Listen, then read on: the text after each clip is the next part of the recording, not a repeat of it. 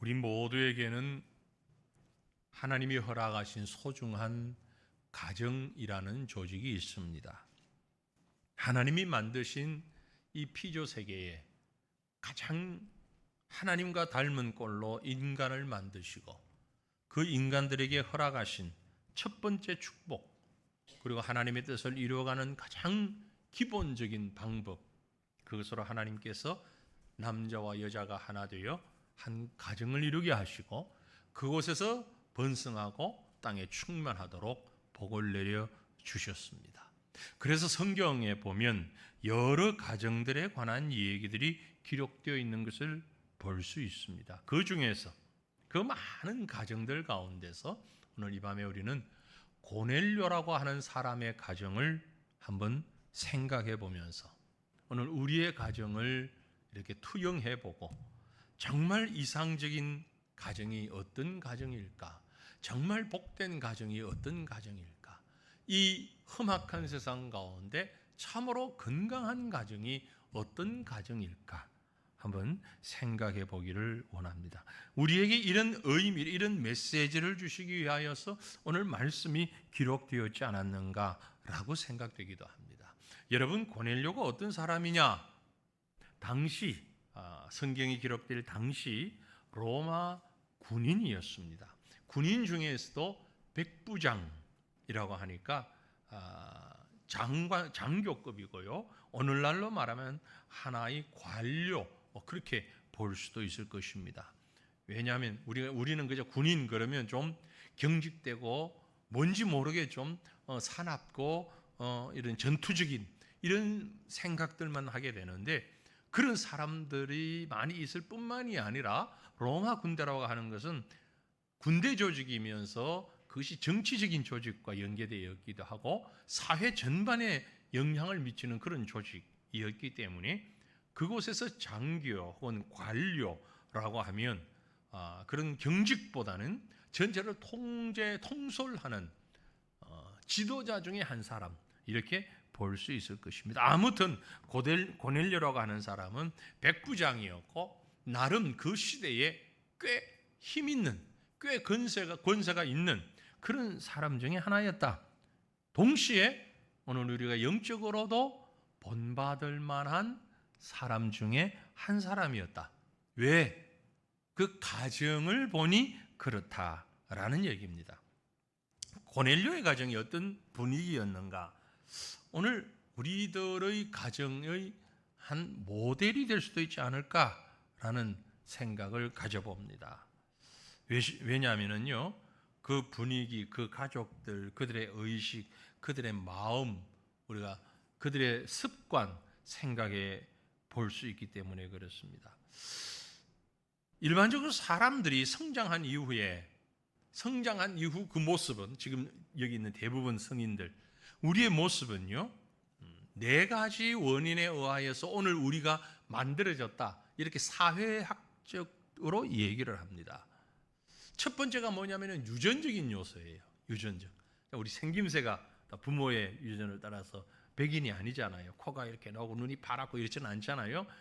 머리가 노랗지 않잖아요. 물들여서 노랄 뿐이지 노랗거나 저처럼 휘어져 버리거나, 이건 우리의 유전적인 요소입니다. 이 유전적인 요소는 외모뿐만이 아니라 부모로부터 물려받은 성격, 개성, 생각, 습관, 심지어 인격, 이런 것들이 유전적으로 많이 전해집니다. 그리고 좋은 유전자가 필요한 거지요. 두 번째는 환경적 요소다라고 얘기합니다. 어떤 환경에서 자랐느냐. 우리 아이들이든 어른들이든 자라는 환경을 유심히 보잖아요. 왜 이 사람이 이런 사람이 되었을까? 그 가정이 심각한 문제가 있었다. 그래서 문제아가 되었고 문제인이 되어버렸다. 그 가정이 너무나 따뜻한, 너무나 행복한 가정이었다. 그래서 인격적으로 완성된 사람으로 성장해서 오늘날 이렇게 훌륭한 지도자가 됐다. 뭐 이런 환경적인 요소 얘기하지요. 세 번째는요, 욕구라고 그럽니다. 기본적인 욕구. 내가 무엇을 원하느냐, 어떤 가치관을 가지고 무엇을 원하면서 성장했는가? 돈이냐, 권세냐, 명예냐, 거룩함이냐, 헌신이냐, 내가 성장하면서 어떤 목적을 가지고 어떤 그 욕구를 가지고 살아왔는가, 이게 중요하다는 겁니다. 그리고 네 번째는 부모와 가족의 보살핌이 어떠했는지. 이것이 이제 앞에 환경적인 요소와 비슷하기도 하지만 좀 더 다른 면에서 부모로부터 받은 영적인 혹은 세상적인 가치관, 이런 것들이 오늘날 우리를 만든다, 사회학적으로 그렇게 얘기를 한다고 합니다. 문제는 성품, 우리가 어떻게 할 수 없습니다. 유전적으로 받은 것, 환경, 참 우리가 만들고 싶지 않은, 참 쉽지 않은 그런 일입니다. 우리 전체적으로 보면 성품과 환경인데, 이걸 어떻게 해야 우리의 환경을 그렇게 만들어갈 수 있을까? 과거는 그렇다 치고 지금 우리에게 중요한 것은 우리 자녀들, 우리 다음 세대들, 그리고 우리 자신을 포함해서 우리가 이 땅에서 정말 좋은 가정, 건강한 가정, 아름다운 가정, 고넬료와 같은 가정을 이뤘으면 좋겠는데, 여러 가지 말씀드리면 우리 머릿속에 남을 것 같지가 않고, 오늘 본문이 우리에게 주고 있는 바대로 좋은 가정, 건강한 가정이 어떤 가정이냐 보면은요, 가장 중요한 게 여기에 있습니다. 뭡니까? 경건한 가정, 경건한 가정. 자, 여러분의 가정은 지금 어떻습니까? 우리 가정은 경건하다? 아니다? 어떻게 평가할 수 있습니까? 오늘 성경이 고넬료의 가정을 소개하면서 가장 중요한 말이 여기 2절에 기록이 되어 있습니다. 본문 2절에 뭐라고 했습니까? 그가 경건하여 온 집안과 더불어 하나님을 경외하며, 경건하였기 때문에 온 가족이 하나님을 경외하였다, 그렇게 기록하고 있습니다.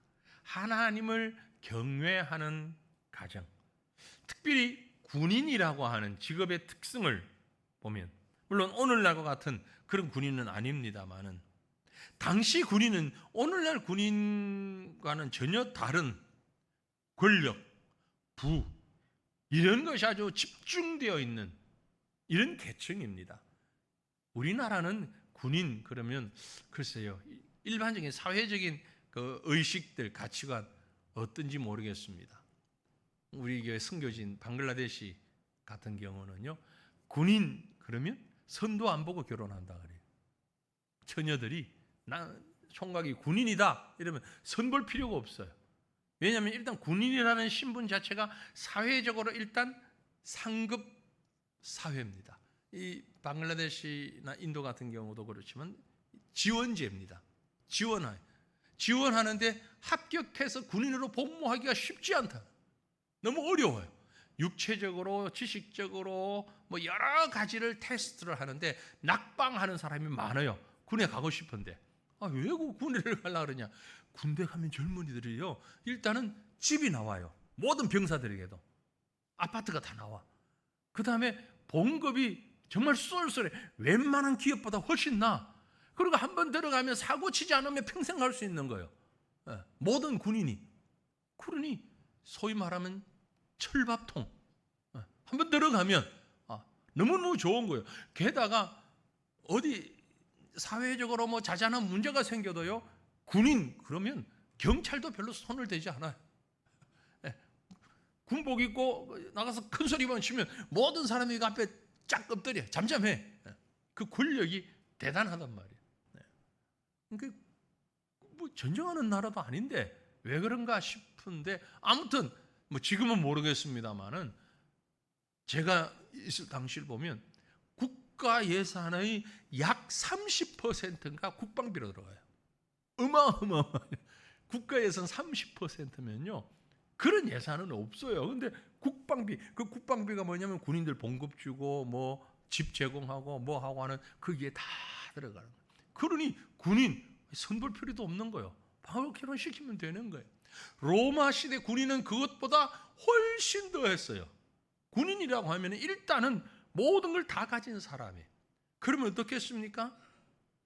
기본적으로 교만할 수밖에 없겠죠. 인격적으로 뭐 그렇게 다듬어지지 않아도 별 문제가 없었겠지요. 일반적인 서민과는 달랐습니다. 그 중에서도 백부장, 백부장이면 군인들 중에서 중간 아주 지휘 계급이란 말이에요. 지도자 계급이란 말이죠. 더군다나 로마가 지금 이스라엘에 점령해서 이스라엘은 유대인들은 그 나라 그 로마의 식민지였습니다. 식민지의 점령군 장교, 점령군의 장교. 그러니까 상당한 힘이 있고 권력이 있는 이런 사람. 그런데 그 위치에 있는 고넬료가 신앙적으로 하나님을 경외하는 사람이었다라는 겁니다. 어떤 이유로 그가 어떤 과정을 통해서 하나님을 믿는 자가 되었는지는 알 수가 없습니다. 기록이 없으니까. 하지만 그는 로마 황제를 숭배하는 자가 아니었고 하나님을 경외하는 자였다. 그렇게 성경은 기록하고 있습니다. 그래서 그는 경건한 사람이었다. 가이사랴 고넬료라고 하는 사람이 이탈리아 부대라는 군대의 백부장인데 그가 경건하였다. 경건하였다. 경건하였다라는 말은 다른 말로 얘기하면 하나님을 닮아가는 성품을 가졌다. 하나님을 닮아가는 성품. 이게 경건의 정의입니다. 야고보서 1장 27절 보면 하나님 아버지 앞에서 정결하고 더러움이 없는 경건은 곧 고아와 과부를 그 환난 중에 돌보고 또 자기를 지켜 새 속에 물들지 아니하는 그것이라 그랬어요. 무엇이 경건이라고요? 하나님 아버지 앞에서 정결하고 더러움이 없는 이게 경건이다. 정결하고 더러움이 없는 누구 앞에서? 사람 앞에서가 아니고 자신 스스로가 아니라 하나님 앞에서. 이것이 경건이라면 자 다시 질문합니다. 여러분의 가정은 경건한 가정입니까? 그렇지 못한 가정입니까? 아마도 오늘날 많은 가정들이 이 경건의 모양 하나님 앞에서 정결하고 더러움이 없다는 얘기는 죄가 없다는 얘기죠. 경건하고 하나님 앞에서 죄가 없는 정결한 이런 모습인지 아니면 세속적인 요소로 가득 차서 세속적인 요소로 가득 찼다고 얘기할 수 있는 말은 많은 성도들의 가정의 자녀들이 그 자녀들이 무엇을 보고 무엇을 기준하고 살아가는가를 보면 알 수 있습니다.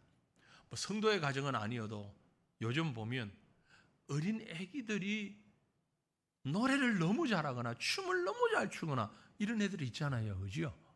보니까 이름은 잘 모르겠습니다만 하여튼 어린 애들이 트로트를 부르는데 아주 그야말로 감칠맛 나게 한 80평생 산 사람의 인생 고백같이 애기들이 트로트를 부르잖아요. 와, 잘한다고 박수를 치고 쇼를 만들고 사람들이 그 아이를 대단한 스타로 만들고 심지어 그 아이가 막 광고에도 나오고 저는 이건 별로 좋지 못한 사회적 현상이다. 사회적인 그렇게 봅니다. 왜냐하면 그 아이들은 그때의 정서를 가지고 있어야 되잖아요.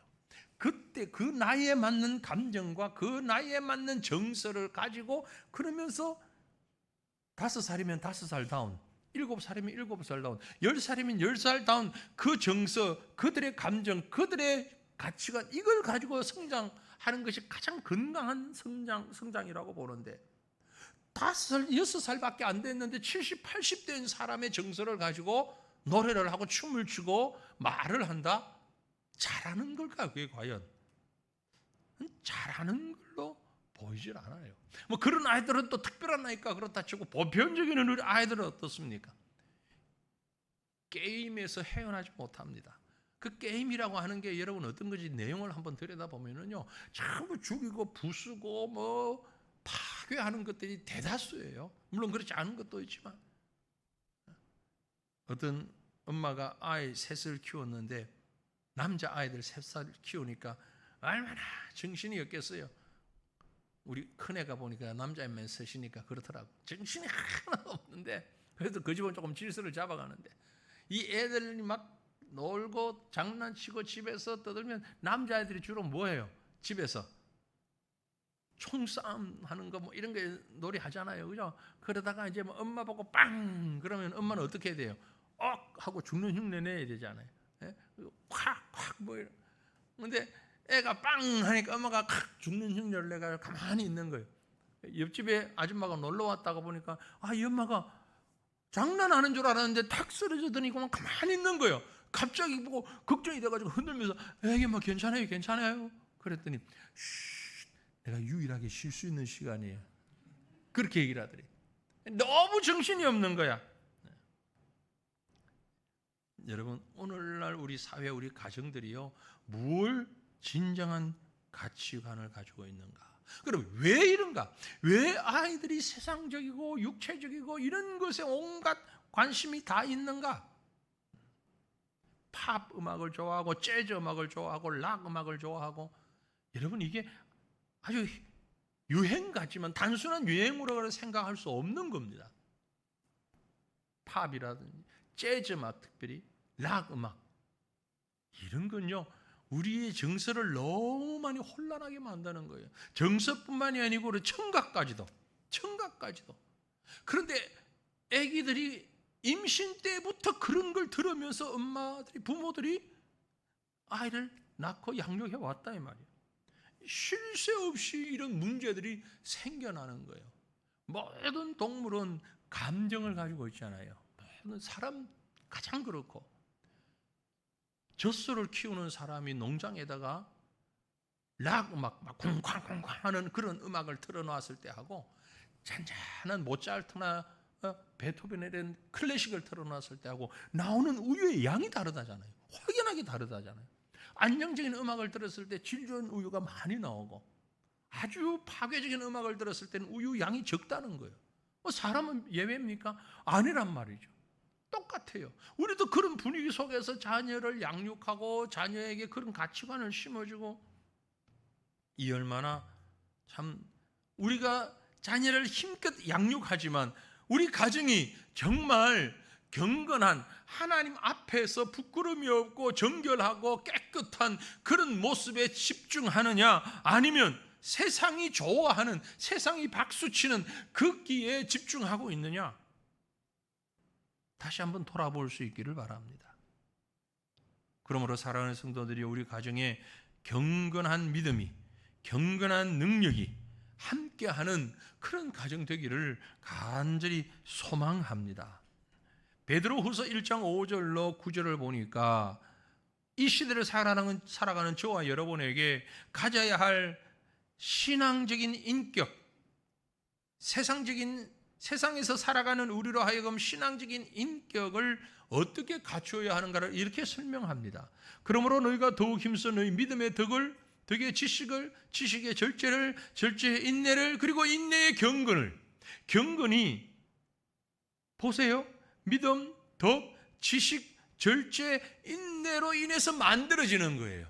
경건이라고 하는 것이 갑자기 생겨나는 것이 아니고, 하나님 앞에서 하나님을 향한 믿음, 그리고 그 믿음의 덕을 세우고, 지식이라는 것은 영적인 하나님의 말씀에 대한 지식, 그리고 육체의 소욕을 제어할 수 있는 절제, 그 절제가 한 번으로 끝나는 것이 아니라 지속적으로 인내하며 절제할 때, 그때 경건이 우리에게 주어지는 것이고, 그리고 그 경건이 우리에게 주어졌을 때에 진정한 형제우애가 있을 때 그 다음에 사랑, 이런 것들이 우리에게 함께 할 수 있다라고 말씀하고 있는 것입니다. 이런 것이 너희에게 있어 흡족한 즉 너희로 우리 주 예수 그리스도를 알기에 게으르지 않고 열매 없는 자가 되지 않게 하려니와, 이런 것들을 알게 될 때에 그리스도를 알고 부지런한 믿음의 사람이 되고, 이런 것이 없는 자는 누구다? 맹인이다. 멀리 보지 못하고 한치 앞을 내다보지 못하고 눈앞에 있는 것만 쳐다보면서 그의 옛 죄가 깨끗하게 된 것을 잊어버리고 여전히 그 죄악 가운데서 살아가는 자, 어떤 자? 경건하지 못한 자라는 것입니다. 그러므로 사랑하는 성도들이여, 고넬료의 가정을 우리가 바라보면서 본받기를 원합니다. 경건한 가정 이루게 하옵소서. 내 자신이 먼저 하나님 앞에서 경건한 믿음의 삶을 살게 하시고, 우리 온 가족이 하나님 앞에서의 경건을 가장 최우선으로 생각하는 이런 가정 이룰 수 있게 하옵소서. 간구하는 이 밤 될 수 있기를 간절히 바랍니다. 본문으로 돌아갑니다. 고넬료의 가정 경건할 뿐만이 아니라 앞에서 보았던 2절 말씀을 다시 보면 그가 경건하여 온 집안과 더불어 하나님을 경외하며 백성을 많이 구제하고, 경건으로 인한 행위입니다. 경건으로 인한 행위가 하나님을 경외하고 백성을 많이 구제할 뿐만이 아니라 항상 하나님께 기도하였다. 기도의 가정이 경건한 것입니다. 고넬료는 기도의 사람이었다고 우리가 알고 있습니다. 자기 자신뿐만이 아니라 집안 모든 가족과 구성원들이 함께 기도하는 사람이었어요. 기도가 뭡니까? 하나님과 끝없는 교통 가운데 믿음의 비전을 가지는 삶으로 인도하는 것이 바로 기도입니다. 하나님과의 지속적인 교통, 그리고 그 교통을 통하여서 절망하는 것이 아니라 하나님의 뜻이, 하나님의 말씀이, 하나님의 능력이 이것이군요. 하나님과 통할 때에 그 안에 믿음의 비전을 가지게 되는 것입니다. 그러므로 기도할 때 기도 속에 기대가 있고, 기도할 때 꿈이, 바라는 실상이 세워질 수 있고 만들어질 수 있는 것입니다. 여러분은 여러분 자녀들을 위해서 기도할 때 무슨 기도합니까? 하나님, 장차 이 아이가 큰 사람 되어서 부자 되게 해주시고. 그 기도는요, 제쳐놓으세요. 하나님이 알아서 하십니다. 여러분이 부자 되게, 여러분이 유명하게 그런 기도는 안 하셔도 돼요. 이렇게 기도하세요. 하나님, 이 아이가 큰 사람 되어 하나님께 영광 돌리는 사람 되게 하옵소서. 하나님께 영광 돌릴 뿐만이 아니라 세상의 많은 사람들에게 믿음의 영향력을 끼칠 수 있는 경건하고 바른 사람으로 성장하게 하옵소서. 우리 얼마나 간절히 기도해야 되겠습니까? 그렇게 기도하고 계시죠? 여러분, 자녀들을 위해서 기도할 때 정말 하나님 앞에서 경건한 기도의 사람 되게 해달라고 기도하시길 바랍니다. 그것이 아이를 향한 기도의 내용이고, 그 아이에게 이렇게 기도할 때 그 아이는 이런 비전을 가지고 성장하게 되는 겁니다. 그러한 부모의 기도를 함께 할 때에, 그 부모의 기도를 듣고 자랄 때에 자기 자신도 그렇게 기도할 것이고 동일한 믿음의 꿈을 가지게 될 것입니다. 부모가 어떻게 기도하는가를 아이는 봅니다. 그리고 그 아이도 똑같이 기도합니다. 하나님이 성공하게 해주세요. 하나님 진급하게 해주세요. 하나님, 우리 아파트 좀 더 큰 게 하게, 우리 좀 더 경제적으로 부유하게, 하나님, 우리 해외여행 좀 가고 싶은데 다 잘 갈 수 있도록. 그 아이가 그러면 똑같은 기도하고 있단 말이에요. 여러분, 자녀와 함께 기도할 때 경건한 하나님의 사람으로 하나님의 뜻을 이루고, 그 하나님의 이루어간 뜻이 온 세상 사람들에게 믿음의 선한 영향력을 끼칠 수 있도록 그렇게 기도하시길 바랍니다. 모든 사람이 꿈을 가지고 살아간다는 건요, 정말 행복한 일입니다. 그 꿈을 간직한 채로 기도하기 때문에 그렇습니다. 제가 어릴 때에 저희 부모님이, 특별히 저희 어머님이 기도하시던 내용 제가 생생히 기억합니다. 하나님, 이 아들 어떻게 하든지 하나님 종 만들어 주십시오. 그게 저희 어머님의 기도 처음이고 끝이었어요. 개인적으로나 아니면 언제든지 교회를 같이 가도 그렇고 집에서도 그렇고 늘 기도가, 하나님 이 아들 목사 만들고 하나님 종 만들어 주셔서 하나님이 쓰십시오. 하나님 사용하십시오. 그게 늘 기도였거든요. 목사가 됐잖아요. 잘났든 못났든 그건 이제 제가 감당해야 될 부분이고, 부모의 기도는 이루어졌다. 그렇게 보는 거죠. 여러분, 우리가 기도하는 것이 하나님 안에서 비전이 되고 꿈이 되고 현실이 되기를 간절히 소망합니다. 성경은 그런 믿음이 바로 바라는 것들의 실상이라고 그랬어요. 보이지 않는 것들의 증거라고 그랬어요. 기도가 있는 사람은 꿈을 간직한 사람이고, 그 꿈을 이루기 위해서 땀 흘리는 사람이고, 하나님은 그를 통해 그 꿈을 이루어 주시게 되는 것입니다. 그것이 주님의 약속이고 주님의 내용이고 주님의 은혜인 거죠. 어떤 연유인지 모르지만 앞에서 말씀드린 대로 고넬료가 하나님을 믿게 되었고, 유대인들이 믿는 하나님을, 엘로힘 하나님을, 여호와 하나님을 믿게 되었고, 그 하나님을 향한 기도가 있었습니다. 그렇기 때문에 그런 로마군의 장교로 유대인들 위해 군림할 수 있는 형편임에도 그런 상황임에도 불구하고 오히려 유대인들을 구제하는 데 힘썼고 하나님께 예배하는 사람이 되었고 결국 베드로를 만났고 하나님의 놀라운 환상을 보았습니다. 그리스도 예수를 통해 유대인과 이방인의 벽을 허무는 하나님의 섭리와 그 메시지를 받는 중요한 자리에 서게 된 겁니다. 본문 3절 4절 보니까 하루는 제9시쯤 되어 환상 중에 밝히 봄에 하나님의 사자가 들어와 이르되 고넬료야. 고넬료가 주목하여 보고 두려워 이르되 주여 무슨 일이니까? 천사가 이르되 내 기도와 구제가 하나님 앞에 상달되어 기억하신 바가 되었다. 너의 그 간절한 기도와 그 기도에 의한 사랑의 구제가 하나님 앞에 상달되었다. 기도의 사람, 기도의 가정을 통해 하나님이 일하시고 고넬료가 기도할 때에 그에게 찾아와서 너무나도 귀한 말씀, 내 기도가 응답되었다. 하나님 앞에 상달되었다. 그 말은 응답되었다. 여러분, 우리 하나님 앞에 얼마나 많이 기도합니까? 기도할 때에 하나님께서 우리를 부르시며 그래, 너의 기도가 응답되었다. 하나님께 상달되었다.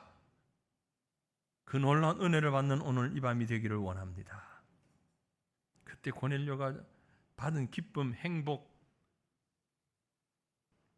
얼마나 컸을까요? 얼마나 좋았을까요?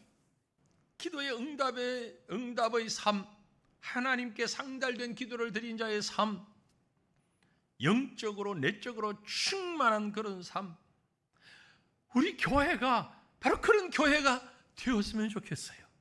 우리 가정들이 그런 가정들이 되면 우리 교회는 바로 그런 교회가 되는 거죠. 하나님의 응답이 단순히 상달되었다가 아니라 구체적으로 나타납니다. 이어지는 5절에 내가 지금 사람들을 요빠에 보내어 베드로라 하는 시몬을 청하라. 시몬 베드로를 데리고 와라. 이 말은 그에게 가면 그가 너에게 하나님의 뜻을 알려주고 인도해 줄 것이다. 이야, 여러분, 사람들이 살아가는데 가장 큰 기쁨 혹은 은혜가 어떤 겁니까? 앞에 무슨 일이 일어날 줄을 아는 것. 이걸 몰라가지고 예수 믿지 않는 사람들이 점쟁이 찾아가지고 다 하잖아요. 네? 그러면서 우리도 가끔은 야, 다음에 무슨 일이 있을까 알고 싶잖아요. 그런데 기도의 사람 고넬료에게는 하나님이 말씀하셨어요. 사람을 요빠에 보내라. 베드로라 하는 시몬을 청하라. 그가 알려줄 것이다. 그야말로 하나님으로부터 은혜 입은 자, 하나님께서 그 형통케 하는 그 삶을 볼 수 있습니다. 본문이 이어지는 사도행전 10장의 내용, 이제 11절 이후에 이제는 9절, 10절부터 시작해서 거의 쭉 나오는 내용이 뭐냐면은 성령 충만한 고넬료의 가정을 중심으로 해서 이방인과 유대인이 믿음으로 하나가 되는 이 엄청난, 지금까지 수천 년, 아브라함 이후에 그들이 가지고 있던 수천 년 동안 잘못된 생각, 유대인들만 하나님이 구원하시기 위하여서 선택하셨다는 이 아주 편협적이고 협소한 잘못된 생각을 깨뜨려서 유대인이 아니라 모든 민족, 모든 인류를 위해서 하나님이 사랑을 베푸셨다는 이것을 드러내는 엄청난 일에 지금 쓰임받고 있는 거예요. 베드로와 고넬료가 만나고 베드로가 그곳에서 하나님의 환상을 본 이것 때문에 11장에 가보게 되면 예루살렘 회의가 모입니다. 당시 교회 지도자들이 다 모이게 되어 심각한 문제를 의논하게 됩니다. 그 문제가 뭐냐?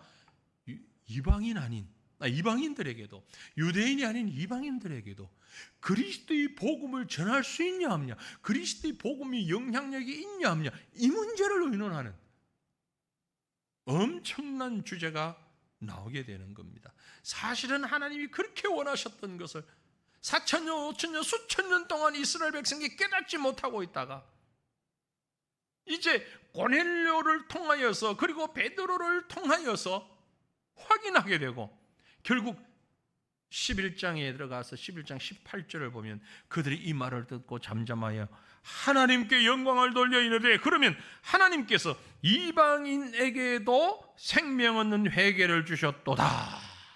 결론을 내렸어요. 이 결론을. 이방인 유대인 의미 없다. 모든 사람에게 그리스도의 복음을 통해 구원받게 되었다. 하나님이 주셨다.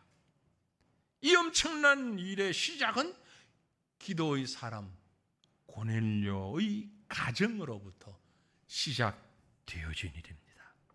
얼마나 큰 은혜며 얼마나 놀라운 축복이며 얼마나 엄청난 역사입니까? 여러분, 저는 우리 성도들의 가정이 이렇게 기도하는 가정이 됨으로 인하여서 놀란 하나님의 일에 쓰임 받게 되고 교회가 확장되고 부흥되어지는 초석이 되는 그런 은혜와 축복이 함께 넘치시기를 간절히 소망합니다. 사랑하는 성도들이여, 가정이 위태로우며 이로 인하여 사회와 국가 위기가 감지되는 이 시기, 이구동성으로 염려하는 이 시기에 여러분의 가정과 온 가족들은 함께 경건하며 기도하는 믿음의 가정을 이루고 하나님의 크고 놀라운 은혜가 가득하여서 여러분과 여러분의 자녀들과 여러분의 가정을 통하여서 더 크고 놀라운 하나님의 생명 역사가 일어나는 은혜와 축복 넘치시기를 우리 주님의 이름으로 축원합니다. 우리 함께 기도하기를 원합니다.